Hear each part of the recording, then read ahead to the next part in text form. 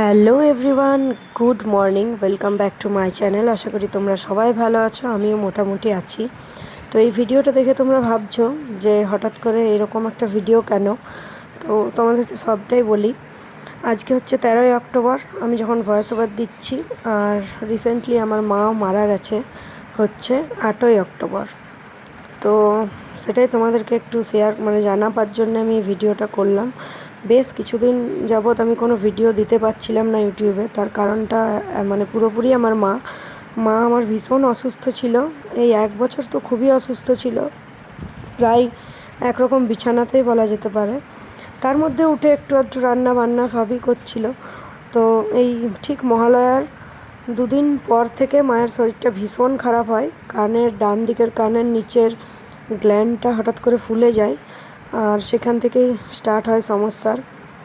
তো যাই হোক, ডাক্তার শেষ দিকে আর কি ওটাকে ক্যান্সারই সাসপেক্ট করলেন।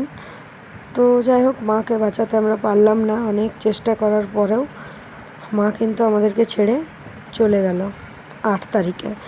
8 তারিখ দুপুর 3:30 থেকে 4:45-র মধ্যে। তো এই যে ভিডিওটা তোমরা দেখছো, এই ভিডিওটা মায়ের কাজ শেষ হয়ে যাওয়ার পরের দিনের ভিডিও। যেহেতু আমার মায়ের কোনো ছেলে সন্তান নেই, আমি মায়ের একমাত্র সন্তান মা বাবার। তো মেয়েদের কাজ যেহেতু 3 দিনে হয়, তো আমার 3 দিনে সমস্ত কাজ এবং নিয়ম ভঙ্গ সবটাই কমপ্লিট হয়ে গেছে। পুরো কাজটাই হলো আমার মামা বাড়িতে, যেহেতু মা ওখানেই থাকতো, বাবা মা। তো তারপরে আমি শ্রাদ্ধের ভিডিও বা অন্য কিছু রকম কোনো ভিডিও করার মতন মনের অবস্থা আমার ছিল না একদমই। তো যাই হোক, মা প্রচণ্ড কষ্ট পাচ্ছিল। মনে হয় এখন মা অনেকটাই ভালো আছে, যেখানে আছে সেখানে শান্তিতে থাকুক।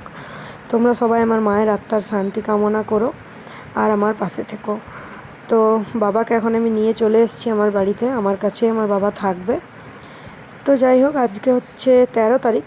যে ভিডিওটা এখন তোমরা দেখছো সেটা 12 তারিখের ভিডিও। তো আমরা চলে এসেছি হচ্ছে কালকে রাত্রে, সেটাই একটু ভিডিও করে রেখেছিলাম। এখানে আমার মাসির ছেলে, মাসির মেয়ে রয়েছে, সবাই প্রচণ্ডভাবে আমার পাশে দাঁড়িয়েছে। মাসিরা, আমার কাকা কাকিমা, সবার কথাই বলবো। তো যাই হোক, কী আর করা যায়, যে চলে গেছে তার জন্য কান্নাকাটি করে তো আর কোনো লাভ নেই। স্বাভাবিক জীবনে ফিরে আসতে হবে। জানি খুবই কঠিন কথাটা বলছি মুখে, কিন্তু আস্তে আস্তে বাস্তব জীবনে ফেরার আমরা চেষ্টা করছি, সাধারণ রোজকার জীবনে আর কি ফেরার। তো যাই হোক, এই যে আমার বাবা, কালকে এটা বাড়ি ফেরার সময়কার ভিডিও। তো চলো, তোমাদেরকে একটু জানিয়ে রাখলাম যে মা কী কারণে কবে মারা গেছে।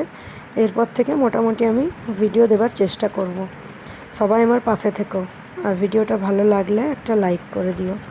চলো তাহলে আজ এই পর্যন্তই, টাটা।